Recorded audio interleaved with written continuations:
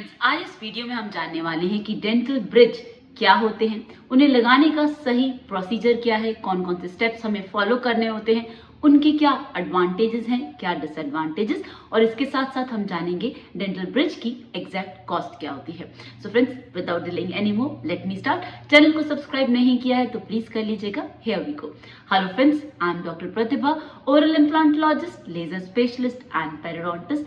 Friends, मैं Empyrean dental Gurugram India की founder और हेड सर्जन हूँ, और आज मैं आपको बताने वाली हूँ कि डेंटल ब्रिज क्या होते हैं, उनके एडवांटेजेस डिसएडवांटेजेस क्या क्या होते हैं, उनका सही प्रोसीजर क्या होता है और उनकी नियर अबाउट कॉस्ट कितनी होती है।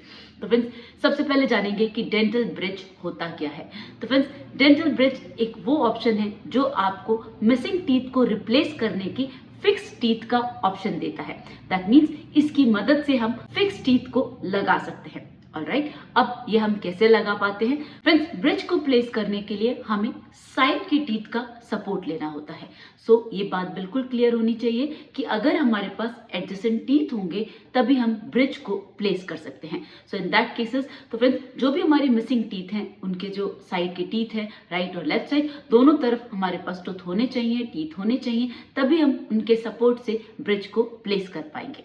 ऑलराइट, तो ये तो हमारी फर्स्ट रिक्वायरमेंट होती है डेंटल ब्रिज को प्लेस करने के लिए। उसके बाद जो हमारी सेकंड रिक्वायरमेंट है वो ये कि जितने हम दांत रिप्लेस कर रहे हैं उतने दांत हमारे पास अवेलेबल होने चाहिए। तो जितने हमारे मिसिंग टीथ हैं उतने ही हमारे पास अवेलेबल टीथ होने चाहिए, तो उनके सपोर्ट से हम मिसिंग टीथ को रिप्लेस कर पाएंगे। ऑलराइट, अब जानते हैं इसका प्रोसीजर क्या होता है। तो फ्रेंड्स, जब भी हमें डेंटल ब्रिज को प्लेस करना होता है तो उससे पहले हमें देखना होता है कि पेशेंट उसके लिए आइडियल कैंडिडेट है या नहीं।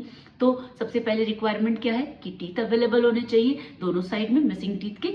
उसके साथ साथ टीथ की कंडीशन अच्छी होनी चाहिए, वो पेरिडोंटली कॉम्प्रोमाइज नहीं होने चाहिए, वीक नहीं होने चाहिए, हिल नहीं रहे होने चाहिए। जस्ट इन केस अगर दांत हिल रहे हुए हैं, दांत कमजोर हैं, तो उनका सपोर्ट नहीं लिया जा सकता और उनके सपोर्ट से मिसिंग टीथ को रिप्लेस नहीं किया जाता। तो हमारे पास ऐसी दो कंडीशन है जिन कंडीशन में हम ब्रिज को नहीं प्लेस कर सकते। पहली कंडीशन वो ये कि अगर साइड के टीथ अवेलेबल नहीं है तो हम ब्रिज नहीं प्लेस कर सकते क्योंकि सपोर्ट नहीं मिलेगा, और अगर टीथ अवेलेबल है तो उनकी पेरिडोंटल कंडीशन, दैट मीन्स उनके जो आसपास के टिश्यूज हैं, वो दांत हिल रहा है, कमजोर है, तो उस कंडीशन में हम उन टीथ का सपोर्ट नहीं ले सकते। तो ये वो दोनों कंडीशन है जिसमें हम डेंटल ब्रिज को नहीं प्लेस कर सकते। ऑलराइट, तो just in case missing teeth के दोनों तरफ हेल्दी टीथ है तो उनका सपोर्ट लिया जा सकता है और उनके सपोर्ट से हम मिसिंग टीथ को रिप्लेस कर सकते हैं। ऑलराइट, तो ये तो हमारी कंडीशन रिक्वायरमेंट फुलफिल हो गई।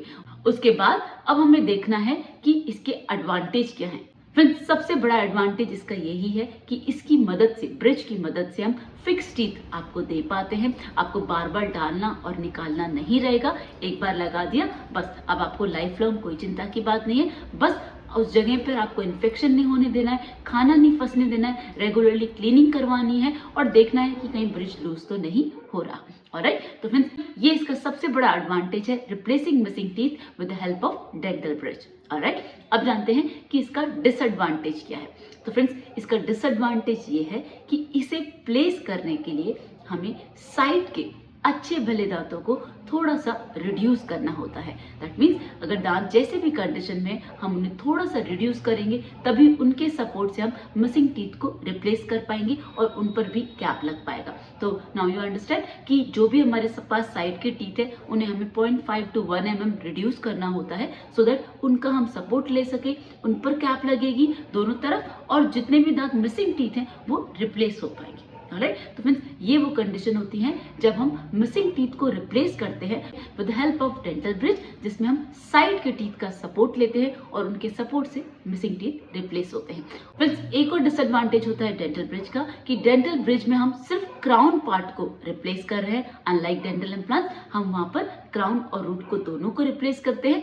डेंटल ब्रिज में हम सिर्फ क्राउन पार्ट को रिप्लेस करते हैं। तो उससे क्या होगा, क्योंकि हम रूट को रिप्लेस नहीं कर रहे हैं, तो फिर हो सकता है विद टाइम जॉबन थोड़ी सी रिड्यूस हो और इन फ्यूचर डेंटल ब्रिज थोड़ा सा लूज हो सकता है। तो ये वो कंडीशन है जहां पर आपको ध्यान रखना है। वो जो अगर बोन लॉस होगा तो वहां पर आपको प्रॉपर क्लीनिंग रखना है, खाना नहीं फंसने देना है, और कोई भी इशू तो अपने डॉक्टर को उसी समय कंसल्ट करना है। ऑलराइट, इसके साथ साथ फ्रेंड्स ये तो दोनों हो गए इसके एडवांटेजेस एंड डिसएडवांटेजेस।